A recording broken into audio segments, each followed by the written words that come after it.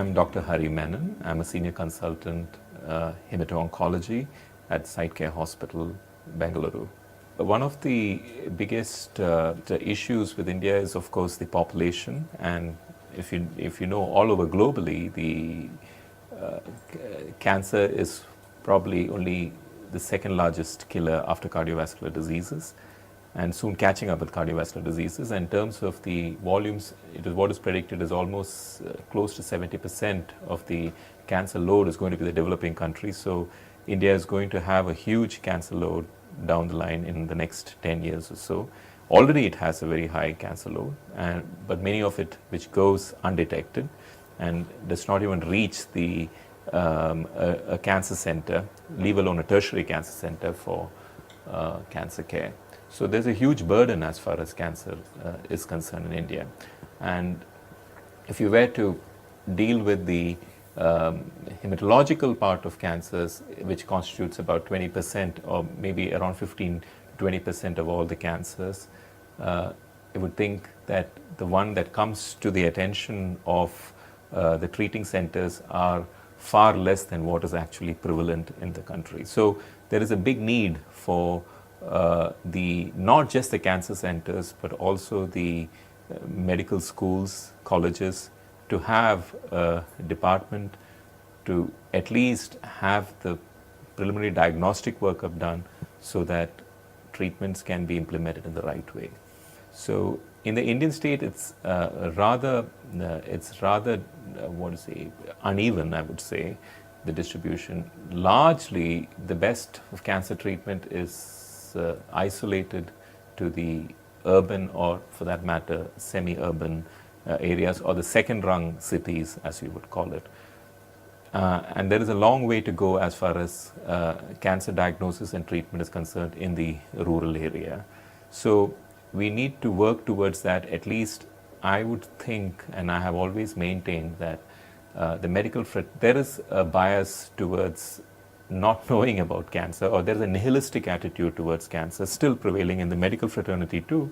So there is a need to educate them at the grassroots level. It needs to be part of the curriculum of medical school to sort of sensitize the future doctors about the problem of cancer.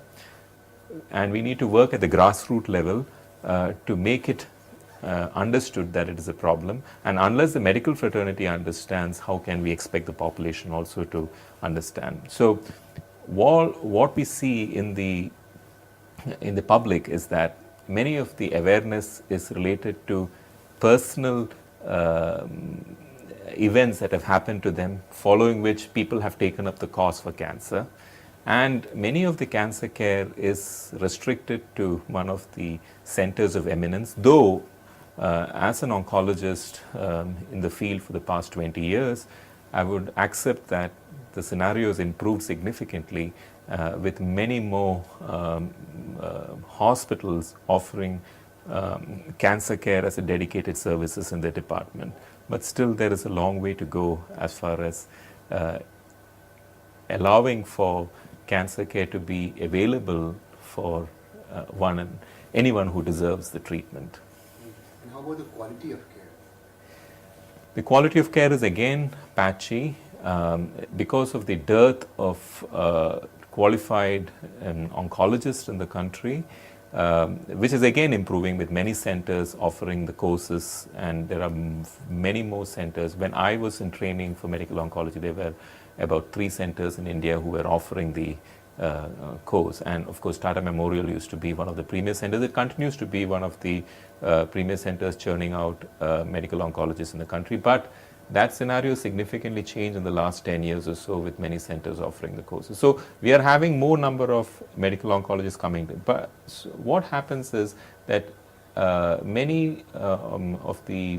in the past, many people have learned on the job, and perhaps that's not probably the best way to go about it. So there has to be retraining that happens as far as treatment is, as far as the knowledge of oncology is concerned. There are a lot of changes happening in oncology. Probably is one of the science which is developing day by day, with several new innovations coming as far as treatment is concerned. So one has to be updated about it.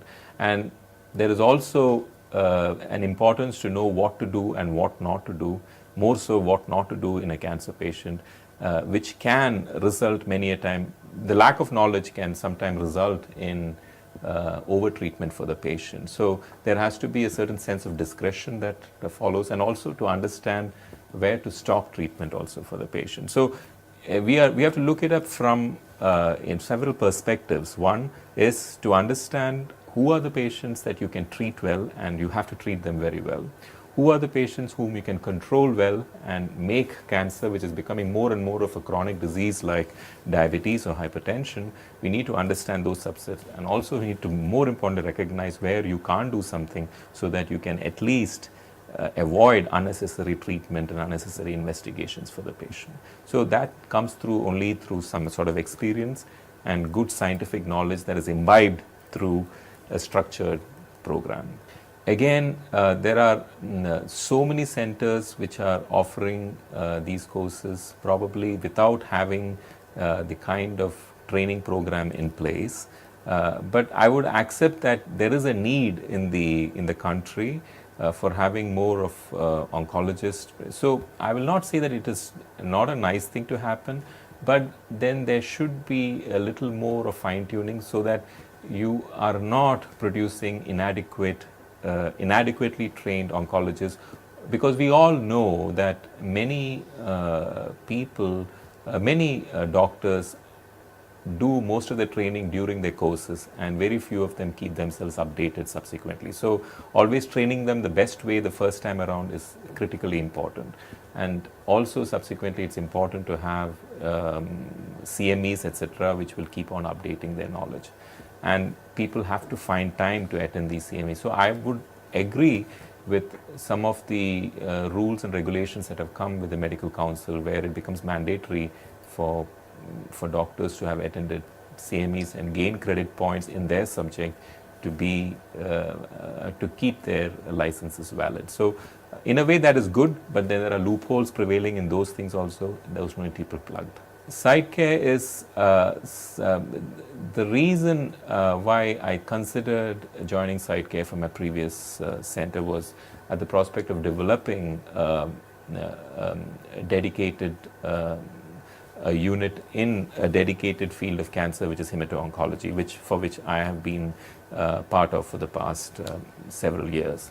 So there was an opportunity over here to set up a department, and what attracted me to Cytecare Hospital was the fact that there was a provision for us to develop verticals over here and be dedicated to a particular cancer field and treatment, so that we can improve upon that. We know that that worked very well in my previous center, which was Tata Memorial Hospital, wherein there was a need to develop verticals and dedicated disease management groups, which naturally allowed patients to go into protocol-based therapies, uniform therapies, and so that you also had an opportunity to understand how they do well in the context, in the prevailing circumstances in India, because many a time you take up protocols that are present in the West and translated directly into the Indian population, which may not be working too well. So we can make those adjustments if you have protocol-based therapies.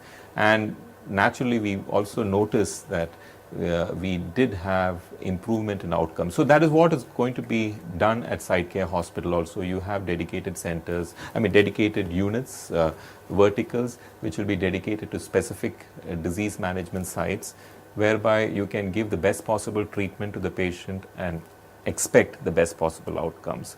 So there is also another important aspect of Cytecare, because we know the management has got a track record of being involved with research. I am primarily from academia. That also attracted me. So there is an opportunity for us to have networks with many of the research centers, especially the Institute of Science, the National Center of Biological Sciences in Bengaluru. And there are very many startup companies over here who are dealing with oncology and basic oncology research, which becomes very attractive. And if we can have a tie-up with all these people, I'm sure that we can, besides just being a center offering specific care for cancer, we can also be a center offering research-directed treatment for the patient.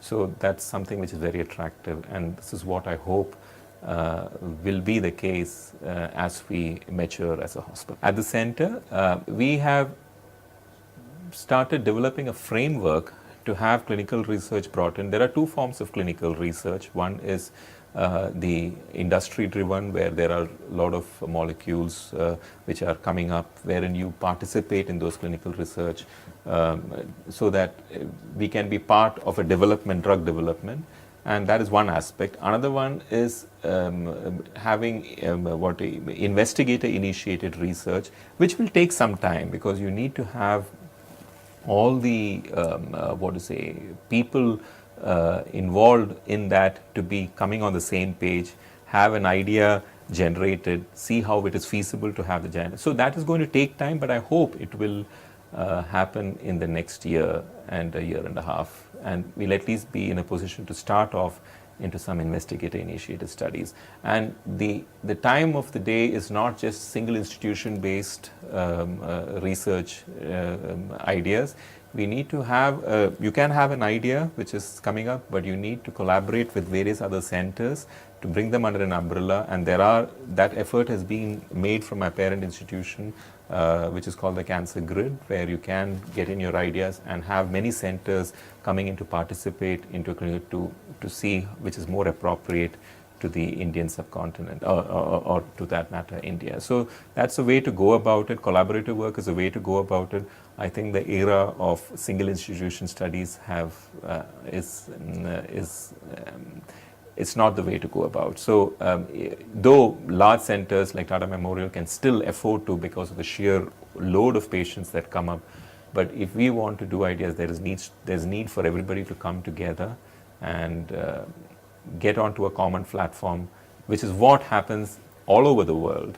There are collaborative groups which come under the umbrella of collaborative groups and move towards developing an idea and conducting a clinical trial and coming out with answers which is relevant to their particular population, or for their area, or for that matter even for the world. Oncology is something which is evolving even by the day. I would say there is so much of new understanding the biology of cancer is one, understanding how to implement new drugs in niche areas is another one, and there is a lot of understanding, and translate from bench to bedside is another challenge, because many a time you identify many things in the laboratory which may not translate. In fact, majority of them do not culminate into a beneficial effect for the eventually. Only a small percent, maybe around 15% of them actually culminate in that.